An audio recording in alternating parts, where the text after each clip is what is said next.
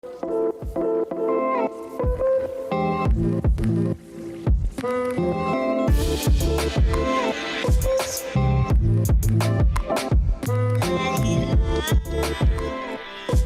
this is Sanyam Bhutani, and you're listening to Chai Time Data Science, a podcast for data science enthusiasts where I interview practitioners, researchers, and Kagglers about their journey, experience, and talk all things about data science.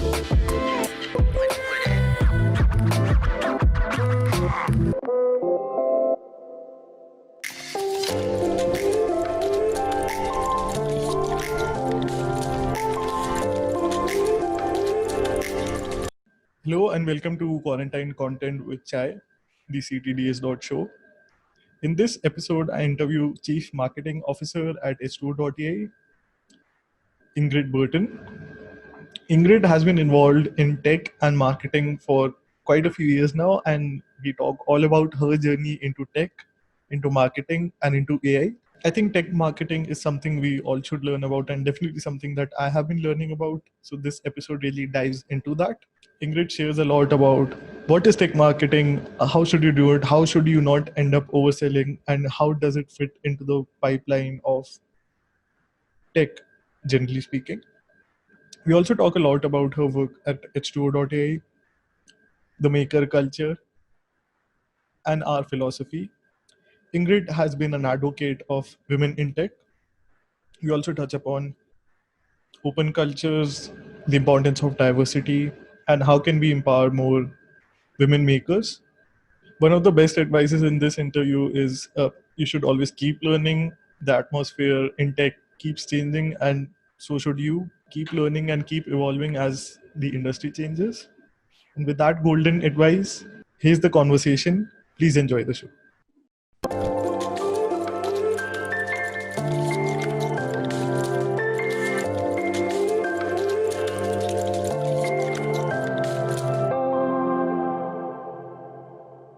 Hi everyone, I'm honored to be interviewing Ingrid Burton on this show. Ingrid, thank you so much for joining me on the podcast. Hey, thanks for having me.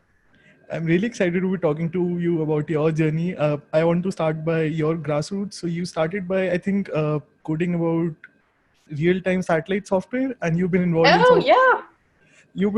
software and tech for a few years. So at which point did you get fascinated about AI and get involved in AI? Does this trace back to the initial days as well? No, actually it doesn't. So I have a degree in math from the university and a minor in computer science. And so I started my career doing, as a developer, doing Fortran, assembler, real-time programming. Did assembler and did that for about 6.5 years, 7 years. And then moved into C and Unix and all of that. So have a great software background. I got interested. AI has been around for a long time. So I was interested in AI way back then. But then in the last few years, as I came out of the big data space, it's like, what can you do with all this big data? And the answer is, wow, you can get a lot of different insights and results with AI. So it's a fascinating area to be in. Do you mock us okay boomers who are just doing Python and call ourselves ML engineers? Well, today's environment is very different than when I started. I was doing VI, for instance, with C, but I know a lot of developers still use that. But we didn't have the tools back then. And I actually have to say I've done some paper tape punch PDP. Wow. I think it was PDP-4 as well. So I'm dating myself quite a bit, but in the satellite business, in the defense industry, they were using older machines for a very, very long, probably still are, for a very long time. I know you're involved in other things right now. Do you miss programming? I think you don't do it as much these days. I don't do any today, and unfortunately, I do miss it. I actually miss math a lot more, which is getting me closer to AI, right? So the idea of using calculus to go, solve problems or differential equations or linear algebra, which is closer to machine learning. It's something I almost want to go back to the university and take a couple of refresher courses. So I can, because I love math. It's just wonderful. Programming, I could probably go back and do that. And of course, I'd have to learn all the new techniques, but I miss the math more. Okay. And I think a few years into your career, you also got involved in tech marketing. So for the audience, can you help us understand how does marketing come into tech? Isn't it always? Yeah, it's a strange journey. It's an interesting journey that for my career, I started with, again, math, software development. And then one day, I was talking to some customers about I think a program I had written, and I was showing them, what we were doing. And there's a marketing person standing in the background saying, and he came up to me later, and he said, you're really good at explaining complex topics. And this was 3-dimensional graphics back in the day when it was really early. So Garot shading, Phong shading, things like that. And I was explaining all that to this customer. And he goes, you should be in marketing. And I said, what? Are you kidding me? I'm an engineer. I would never be in marketing. So I said, no way. You're crazy. You people. I basically said, you marketeers know nothing, right? I'm not going to be in marketing. So he took about 3 months. He came to me every week and said, look, I really think you've got some skills and we'll teach you, and you can still program when you're in marketing. You can still program and you can write white papers. And I'm like, okay, what's the worst thing that can happen, right? What's the worst thing? You go back in your career and you go back to the development team. But I tried it. I said, I'll give it 90 days, but I was hooked.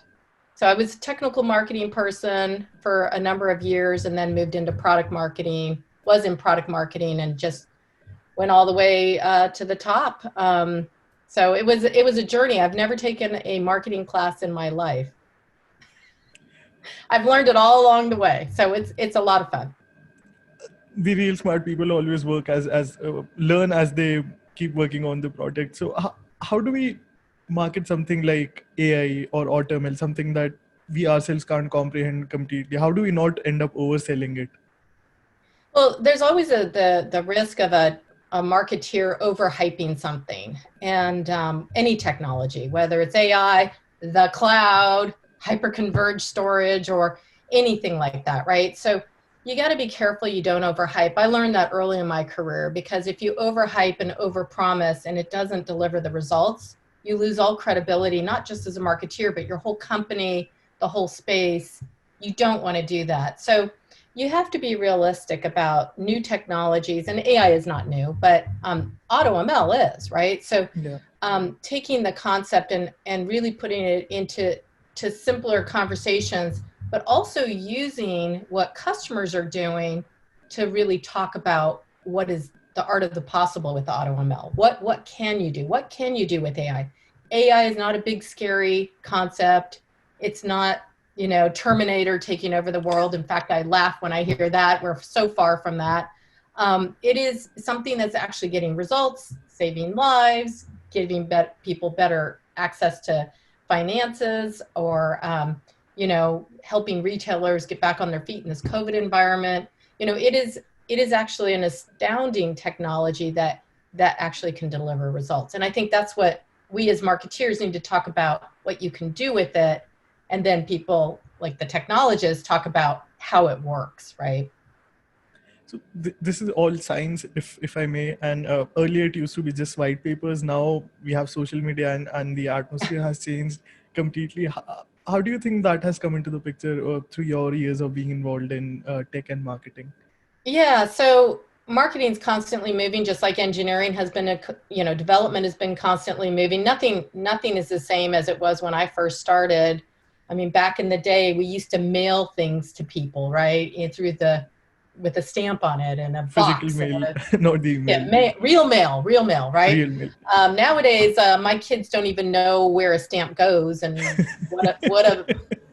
don't know, right? So they're like, mail? That's what you do on your computer, and that's really old. So, everything evolves over time, and it's a process. It's not like it's just all of a sudden it's brand new. It started off with, I remember when the wiki started, when people were starting to write their first blogs. I remember those days, and I'm like, oh, what's a wiki? And then you start looking at it and you go, this is really cool. Look at this web page, and what can you do with it? And it started off gradually. And as a marketeer, you look at all those new techniques at the time, and you evaluate and say, is this going to get traction? Is this going to help us get our story out? Is this going to be the right way to present our brand? because there's right ways and wrong ways all the time, and you got to evaluate constantly. I remember when Second Life came out for the first Hmm. time, if you remember Second Life, and now that's really old. But it was a precursor for a lot of new and interesting innovations, right? So the company I was at the time, we were the first company to hold a press conference in Second Life. So we Okay. used it, and we got so much tremendous uptake on that. So you constantly have to evaluate new things. Social media is now, I feel, old. What's next? I mean, actually, things like Vine, I thought was going to survive. Now we've got Hmm. TikTok, right? I thought Vine was going to be the next big thing, and it didn't make it, right? So you've got to constantly bet, but you also have to be watching what's catching on, what's not, and where's your audience, right? So if you're talking to a data scientist, where are they, and where do they get their information? That's where you want to be. So you follow where they are versus, oh, let's just promote everything like crazy, because you may not be reaching the right audience. Yeah, and you also talked about how should someone project themselves as a brand. Why is it important to build a brand? Why isn't it enough to just talk about the product or just share the tech, which may be able to sell itself? That's that's always the big argument of, well, if the product's really great, it'll just sell itself. If that were true, we'd all be, very, very successful billionaires right now. That is Yeah. not the way. And even those people that, they worked at it for 10, 20 years, right? Amazon, it's been relentless. But it's important to build a brand, because the brand is the reputation of the company, right? Or the brand is the reputation of the technology. It's not enough to say, hey, look at us, we've got a great technology and this is the best in the world. You have to build that. You have to build brand ambassadors, having people outside of the company promoting you, not inside. Inside of the company is great, but you got to get the message out. You want to have that grassroots adoption. You want to have other people talk about you. And so it's important to establish a brand for not only a company, a technology, even for yourself, right? As individuals, you have your own brand, right? And so you want to make sure that you're constantly nurturing that, encouraging it, now, promoting it realistically. I'm a big fan of realistic promotions, not overhyping. Again, no overhyping. So it's really important to understand that a brand is a reputation that carries forward further into the market than anything that any one company can do. Certainly. Coming to the brand or the company where you're involved right now, H2O, can you tell us about what does a day on, let's say, non-pandemic days, what does a day in your life look like? What tasks are you involved in? Oh, so many things. So, a day in the life at H2O.ai as a marketeer involves everything from talking to our CEO about, where are we at, where are we pointing our important marketing resources, in terms of demand generation, where's our digital footprint.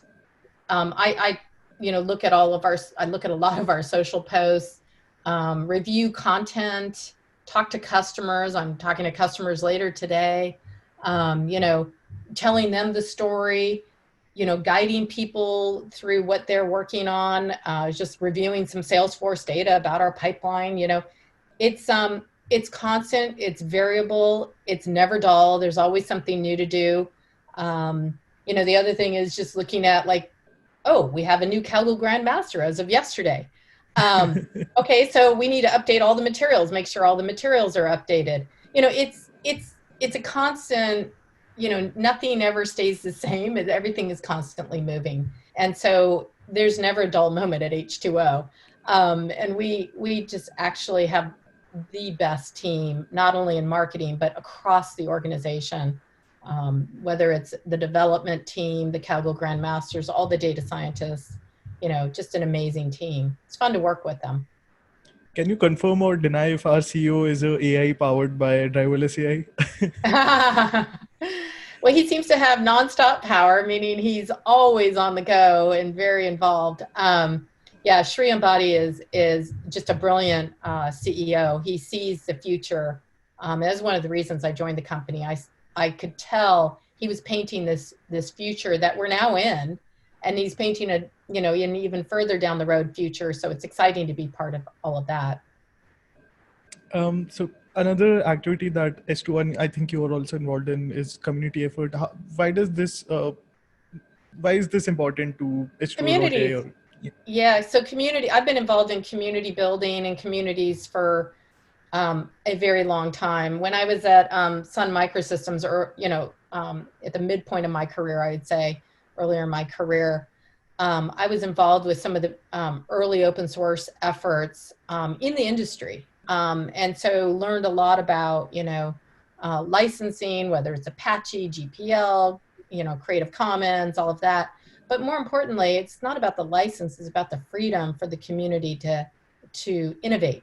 Right? Because we would have a famous saying that Bill Joy, who was the founder of Sun, would say, innovation happens everywhere. Right? And so it's important to build that community, get more people involved. Back to the brand, they talk about those things. So community building is a big part of what I think every company should do. I don't, you don't even have to be a tech company. You should be building a community, a tribe, so to speak, people that follow you, people that are involved with you, that promote you, that talk about you, and or give you feedback, good and bad. You need to do all of that in order to be better. So community building is very important at H2O.ai. We're an open, we have a large open source thriving community. And it's, we have a huge meetup community, almost 180,000 members globally in the meetup community. And very proud of that. We just continue to want to build that. It's important because it gives you, a different lens, and they give you feedback, like I said, good and bad. And they also help push the envelope on what they want. And then we build, right? And so community is just really, really a special thing to do. Speaking of building, we have this maker culture. What does it mean to you? What does makers gonna make philosophy mean to you? I love Maker's Gonna Make. It was one of the things when I sat in Shree's office when I first started, and I'm looking at, it's on his, on his wall, Maker's Gonna Make. And I'm like, that's really cool, because the maker culture means that everyone can build, make something, right? Whether you're in marketing and sales, engineering, even the HR and finance teams, they can make something, right? And so everybody has that creative juice within them, right? So giving them the freedom to make something, right? And having our customers make something, have them join us in this maker movement, and create something new is I think one of the gems of the company. And it's everybody in the company feels very much that. I was just talking to somebody the other day who said, I can call up a Kaggle Grandmaster, our CTO, or other data scientists and get an answer, and nobody says, oh, I don't have time to talk to you. Or everybody talks to everybody in the company all the time. And it's this really beautiful culture that we have at the company, and Maker's Gonna Make is at the center point of that, which is we're all makers. It doesn't matter what function you're in. It doesn't matter whether you're a marketeer or in HR or in engineering, or in Singapore and India or London, you're a maker. And so I think everyone feels that's very special and a big part of what they do. To me, I'm a Kaggle noob, so Kaggle Grandmasters are my heroes. Yesterday was just another Thursday at S2 where someone else again became a Kaggle I love Grandmaster. that. The guy from Missouri just became a Kaggle Grandmaster. I was just like, wow. And then Parul just became a Kaggle Grandmaster. That's like, congratulations. I mean, that's a big, amazing accomplishment. And I'm so proud that we now have 16 of them working at the company. And I think there's only 140 total, maybe a little bit more, but roughly 10% of the world's Kaggle Grandmasters work at this company. And there's a reason for that. I mean, they have the freedom. They also they influence the product direction. They help our customers. They're just intimately involved in all steps of what we do. They're working with marketing. They're helping me. Shivan's working with us on a pipeline analytics, determining the next best lead. It's just fascinating. Their brain power is just astounding. Definitely. I'd also argue everyone across other teams, like you mentioned, is also equally as smart. How do we, being from a leadership position, how would you say can someone create this open culture where so many smart people still keep a low ego and keep an open culture? That's true. Everybody is really super smart. That's the one thing I noticed, when I first joined, 2.5 years ago, I walked in and you could feel the brain power in the building. And, and I knew it. And everybody is just so, so nice, right? There's zero or no ego. I mean, it's just low. And then nobody has this, I'm a this, I'm a that. Nobody. And, so I would say to other companies, I mean, this is quite interesting. I haven't worked for a company that's been like this since the early days of Sun Microsystems, where people had that kind of, we're on a mission, right? So I think that's part of it. So Sri put out a mission for the company when he first started, which was to democratize AI. And I think we all signed up for that mission. We're going to democratize AI. We're going to make it available to everyone, whether you're a business user, a student, a professor, a data scientist, an expert data scientist, an analyst. I mean, our view is that it should be accessible to everyone. So democratizing AI, taking that as our mission and really bringing it to life is really important, I think, for so many of us. I think all of us, that's what has resulted in this very flat culture where you can talk to anyone. No one's going to say, oh, talk to that person over there. No, we all are in it together to make that mission a reality, right? To make democratize AI a reality. I think that's what makes us so special at the company, but our culture so special. So all these smart people are gravitating towards this notion of democratize AI, use machine learning to really get results and see it make an outcome, make a difference for the world. And I think not just for, big companies, but small companies and everybody in between. So it's just an incredible opportunity. And I think starting with a mission statement that gets people rallied around that mission statement would certainly help to making an open, transparent, egoless culture. Definitely. Another, I think we're, even though H2O.ai is now a global company, but we're one of the rare Silicon Valley companies that has a great gender ratio all across the board. Why is it important to have this open and diverse culture as well? I think, so I'm a woman in tech. And when I started, I was probably the only blonde female in my class of graduates in the university. And I didn't think anything of it. I entered into the workforce and I was surrounded by people that didn't look like me. And but it didn't matter. It was like I always felt like the best results, getting results as an employee were really important and making a difference. So it's important to have a diverse culture at every level and at every company and every function, because if you look at the world, and we're all very diverse, right? It's, you can't just say, oh, all my customers are this class of citizen. No, your customers are also very diverse. Especially, think about banks and retailers. They serve all sorts of people, right? Airlines, they don't discriminate against color or gender, race, religion. It shouldn't matter, right? So it's important for a company to have diversity of opinion, diversity of people, diversity of skills in order to serve your customers better. So I fundamentally believe that. We just named a woman to our board of directors. So that's fantastic. She's super smart. We've got some really amazing,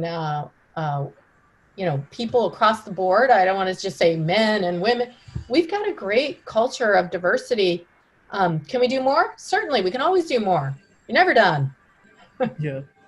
For as an advice, since you're also an advocate of this topic, for other companies that are looking to improve upon where they are in this diversity, if many companies are not so diverse, what best advice would you have for them? Well, I think diversity, there's part of the problem is it's a pipeline issue, right? Where are the diverse candidates going to come from? So I think we need to there's a limited pool right now of people with these diverse backgrounds that we're looking for, and they're going to be in high demand. Good for them, right? It's great. So now we have to figure out, like, where's the next batch of people coming from. We need to solve for that, I think, as a society, and not just tech companies, every company, but I think it's a societal issue. I think India's done a really good job. China's done a really good job. But with women and men getting equal opportunity in terms of, technical backgrounds. But I think what we need to do is think about, definitely in the US and Europe probably, is encouraging more young people to get involved in science and math, technology, AI, you name it. They need to get involved, and they need to realize it's not that hard. It just takes work, right? It takes a lot of practice.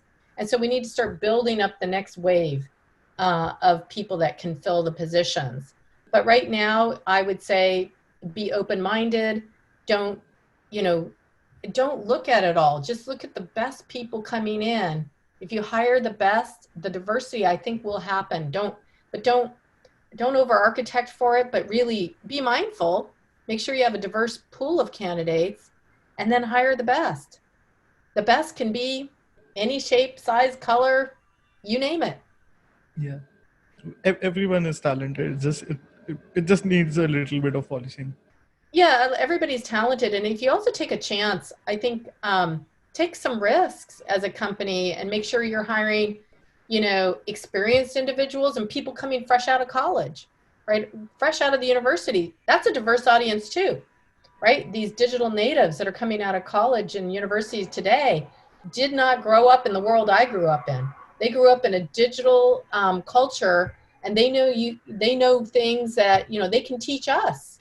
They can reverse mentor us to even think about new ideas and new techniques, whether it's in tech, in the engineering ranks, or if it's in the marketing ranks. So take a risk. Being a fresh graduate myself, my final question to you would be: what best advice would you have for young makers who are just starting their AI journey, or just are looking forward to get into this field? Oh, that's great. So first of all, anyone that's just getting started and by the way, you could be any age, not just a university student, but you could retrain yourself, right? We're offering a number of AI fundamental courses. There's a lot of great courses online, not only at H2O, but other places like Coursera. I recommend, you look at all of those courses, get involved. You can go to GitHub, you can get open source, you can start trying things. There's a lot of tutorials that we offer, others offer. So you can get hands-on training without having to work for a company and start, making a difference. Maybe even try a Kaggle competition.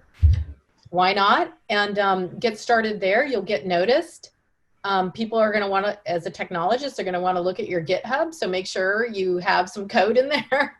As a marketeer, there's easy ways to get started by just expressing interest, writing something up. If you're non-technical, write a blog. I just learned something about AI today, and write it up. You'll get attention. So it's becoming engaged, being involved, staying current with new technologies, new techniques, learning. So even though you just graduated, you're never going to be done learning.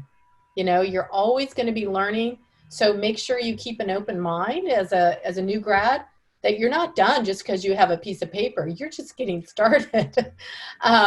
And your world will change fundamentally as much as mine has changed in the last several decades. It will change probably even more dramatically. And that's the opportunity. Don't be scared of change. Embrace the change as a new opportunity for you to try something new. And that's my advice to every young person I know, including my own kids. It's like, don't be afraid. Just jump into it. You have nothing to lose. It's all upside. There's always more to learn, and there's always more to learn. It's never been more freely available. There's always more to learn, and it's right at your fingertips. It's on your phone. You have no excuse. You don't have to drive to a library, or you don't even have to be enrolled in a course at the university or be on campus. You can do it all remotely. It's all available to you. So, but you got to start and you got to practice. And if I can just add to that, since we're all just doing online meetups right now, and our online community, and I'm a Kaggle fan, you can find our grandmasters in a meetup as well, and you can ask questions to them directly yeah. if you're just seeking any mentorship. So that's also a great opportunity right now. Absolutely. Just reach out to people. And I would tell you that, I even had somebody reach out to me this morning from another company saying, hey, can you help me? They just lost their job. And I said, look, I'll help you. Let's get started. Send me your resume and then we'll talk. And, I just, people like myself want to give back, want to help others. So don't be afraid to ask. Always ask. Ask for help. Ask for ideas. Ask for mentorship. There's a lot of people that would welcome the chance to share their experiences to help you get ahead and to learn even more. That's a great advice to end. Before we end the call, what would be the best platforms to connect with you? I'll have all of these linked in the show notes for the audience. LinkedIn. I'm on Twitter. Yeah. Okay. Email. I don't know. I think I'm on Instagram, although I'm more of a watcher than a poster. But yeah, I would say link me in. I'm Ingrid Burton. Link me in. I would love to hear from people. And then you can just message me on LinkedIn. I look at those every day because I do get quite a few people asking for mentorship or advice or, anything. And it's a great way to communicate. Awesome. Thank you so much, Ingrid, for joining me on the podcast and for sharing all of these amazing advices. Well, thank you. Thank you for having me. This was a lot of fun.